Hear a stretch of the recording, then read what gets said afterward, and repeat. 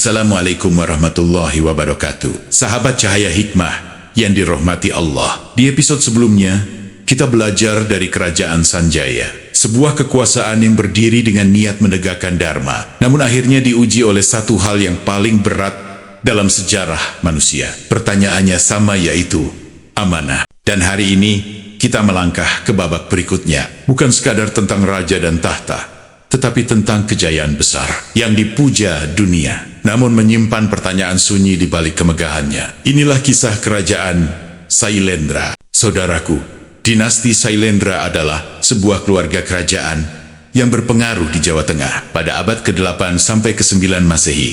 Sekitar 750 sampai 860 Masehi. Mereka dikenal sebagai penguasa yang mendukung agama Buddha Mahayana dan berdampak besar pada perkembangan budaya serta arsitektur di Nusantara.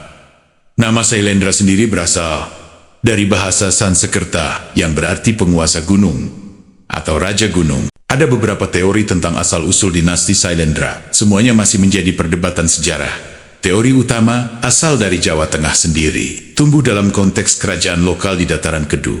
Namun menurut beberapa ahli ada yang mengatakan asal dari luar Jawa, bisa India, Funan, atau bahkan awalnya di Sriwijaya. Ada juga teori dari sejarawan yang mempertanyakan apakah Sailendra dan Sanjaya sejatinya bagian dari satu garis keluarga yang sama dengan perubahan agama dari Sihwa ke Buddha. Meski teori-teori ini berbeda, bukti utama kita tentang mereka datang dari prasasti. Prasasti berbahasa Sanskerta dan Jawa kuno yang ditemukan di Jawa. Pusat pemerintahan mereka berada di Medang atau Kadipaten Mataram kuno yang berada di dataran Kedu, Jawa Tengah, sekitar wilayah antara Magelang Yogyakarta sekarang. Wilayah kekuasaannya dulu termasuk sebagian besar Jawa Tengah, dan pengaruhnya terdengar sampai luar pulau melalui hubungan politik dan perdagangan. Berikut ini beberapa pemimpin dan figur utama dinasti Sailendra. 1. Raja Bonu, kurang lebih sekitar tahun 752 Masehi, dan termasuk salah satu raja awal. 2. Vishnu atau Dharma Tungga adalah raja penting di awal pengaruh Sailendra. 3. Indra atau Sri Sanggrama Dananjaya, sekitar tahun 782 sampai 812 Masehi, dikenal sebagai raja kuat yang memperluas kekuasaan bahkan keluar Jawa. 4. Samaratungga, sekitar tahun 81-2832 Masehi, memerintah saat Borobudur dibangun, ayah dari Pramodawardhani dan Balaputra. 5. Pramodawardhani, yaitu putri yang menikah dengan Pikatan dari dinasti Sanjaya. 6. Balaputra Deva, yaitu putra Samaratungga, akhirnya menjadi raja di Sriwijaya, Sumatera, setelah Sailendra kalah di Jawa. Saudaraku, puncak kejayaan Sailendra yaitu 1. Kebudayaan. Mereka adalah pendukung aktif Buddhisme Mahayana, sehingga agama ini jadi kuat di Jawa. 2. Arsitektur dan seni. Candi Borobudur, karya terbesar mereka dan salah satu monumen Buddha terbesar di dunia. Candi-candi lain seperti Kalasan, Mendut, dan Pawon, semuanya punya hubungan erat dengan keluarga kerajaan ini. Mereka punya hubungan politik kuat dengan Sriwijaya melalui pernikahan dan aktivitas pelayaran. Interaksi budaya dan diplomasi muncul lewat ini. Dinasti Sailendra memiliki sistem pemerintahan seperti kerajaan klasik di Asia Tenggara. Raja dianggap juga sebagai simbol religius dewa atau raja.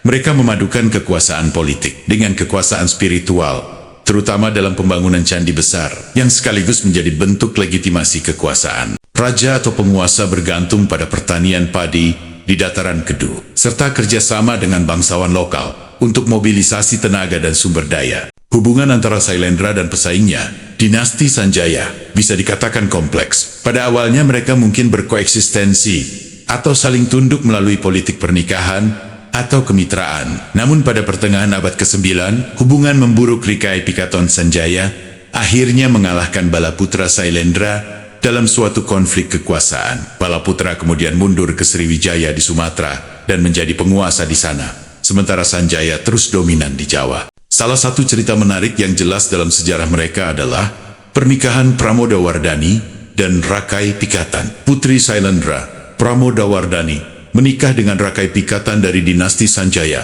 Ini bukan sekadar kisah cinta. Pernikahan ini punya dampak politik besar, mengikat dua keluarga dan memengaruhi keseimbangan kekuasaan di Jawa. Wilayah bekas kekuasaan Sailendra kini berada di Provinsi Jawa Tengah dan Yogyakarta modern, termasuk Magelang, Keduplain, atau Jogja Magelang. Situs-situs peninggalan ada di sekitar Borobudur, Kalasan, Mendut, Pawon. Tempat-tempat ini kini menjadi objek wisata budaya, pusat kajian sejarah dan UNESCO World Heritage Site Borobudur. Sahabat cahaya hikmah yang dirahmati Allah, kerajaan Sailendra hidup dari pajak, upeti, dan tenaga rakyat. Rakyat desa bekerja, lahan digarap, hasil bumi dikumpulkan, dan dari keringat merekalah candi-candi menjulang ke langit. Disinilah kejujuran dan amanah politik diuji. Apakah kekuasaan hadir untuk melayani rakyat, atau rakyat hanya dijadikan bahan bakar kejayaan negara? Saudaraku, pertanyaan itu tidak mati bersama Sailendra. Ia hidup dan terasa sangat dekat dengan hari ini. Hari ini, pajak terus naik, aturan semakin banyak, rakyat diminta patuh dan sabar. Namun mereka bertanya dengan suara lirih, manfaatnya sampai kemana? Apakah kembali ke desa-desa kami? Apakah sampai ke guru-guru kecil yang mengajar dengan gaji seadanya? Apakah sampai ke kiai kampung yang menjaga akhlak umat tanpa sorotan kamera dan fasilitas negara? Pembangunan digembar-gemborkan, tetapi seringkali bukan yang rakyat butuhkan, melainkan yang anggaran butuhkan. Agar kas negara habis terserap, tambang dibuka besar-besaran, gunung dibelah, hutan ditipiskan, laut dikeruk, atas nama kemajuan. Namun rakyat hanya mendapat debu, banjir, dan janji yang tak pernah selesai. Seorang ulama sufi Nusantara pernah berpesan, kekuasaan yang tidak disertai belas kasih hanyalah kezaliman yang diberi nama kebijakan. Dan dauh para sufi selalu sama, jabatan bukan kemuliaan, tetapi ujian. Semakin tinggi kedudukan seseorang, semakin berat hisabnya di hadapan Allah. Saudaraku, di zaman Sailendra, agama juga dijadikan penopang legitimasi kekuasaan. Hari ini pun sama, agama sering dipanggil ketika negara butuh dukungan, namun dilupakan ketika rakyat butuh pembelaan. Para pejuang akhlak sejati, guru desa, kiai kampung, pendidik tanpa panggung, justru sering luput dari perhatian, padahal mereka lah yang menjaga moral bangsa di akar paling bawah. Sejarah Sailendra mengajarkan kita satu pelajaran sunyi. Kejayaan bisa dibangun dengan batu, tetapi keadilan hanya bisa dibangun dengan nurani. Negara boleh megah, proyek boleh besar, tetapi jika rakyat merasa jauh dari keadilan, maka kejayaan itu hanyalah bayangan. Saudaraku, di cahaya hikmah, kisah ini tidak kami hadirkan untuk menghakimi, tetapi untuk membangunkan hati, karena sejarah yang tidak direnungkan akan terulang dengan wajah yang berbeda. Saudaraku, kisah kerajaan Sailendra kita tutup bukan dengan kemegahan, tetapi dengan keheningan, karena dari balik candi yang menjulang, sejarah tidak berbisik tentang batu, melainkan tentang nurani. Sailendra membangun warisan yang dikagumi dunia, namun waktu mengajarkan satu kebenaran pahit. Kejayaan tanpa amanah tidak pernah benar-benar abadi. Batu bisa bertahan ratusan tahun, tetapi kepercayaan rakyat jauh lebih rapuh daripada itu.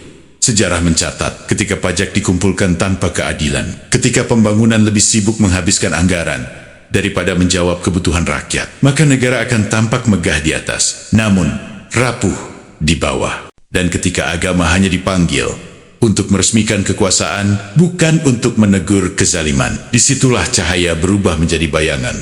Para sufi Nusantara mengingatkan kita, kemuliaan bukan pada tingginya bangunan, tetapi pada rendahnya hati pemimpin. Sailendra telah memberi kita cermin bahwa negeri bisa dipuji dunia, namun tetap diuji oleh doa orang-orang kecil yang tak pernah masuk laporan negara. Ya Allah, jika negeri ini Engkau uji dengan kekuasaan dan kekayaan, jangan Engkau cabut rasa takut para pemimpinnya kepadamu. Lindungi rakyat kecil dari kebijakan yang lalai, jaga negeri ini dari pembangunan yang kehilangan arah, angkat derajat guru-guru yang ikhlas mengajar, kuatkan kiai-kiai desa yang menjaga akhlak umat dalam sunyi dan keterbatasan. Jangan jadikan pajak sebagai beban yang menindas, dan jangan biarkan alam kami rusak demi keuntungan sesaat. Jadikan negeri ini negeri yang adil, bukan hanya terlihat maju. Amin, ya Rabbal Alamin. Saudaraku, jika kisah ini terasa menyesakan, itu bukan karena sejarahnya kelam, tetapi karena realitasnya terasa dekat. Di cahaya hikmah, kami percaya bahwa sejarah bukan untuk dipuja, tetapi untuk menjaga akhlak kekuasaan, agar tidak kehilangan arah. Jika hatimu tergerak oleh kisah ini, tekan like sebagai tanda kepedulian. Subscribe agar Cahaya Hikmah terus menyalakan ingatan bahwa kekuasaan adalah amanah, bukan sekadar kemenangan. Dan tuliskan di kolom komentar, pelajaran apa yang paling menyentuh dari kerajaan Sailendra? Karena suara yang jujur adalah doa yang berjalan. Dan jangan berhenti di sini.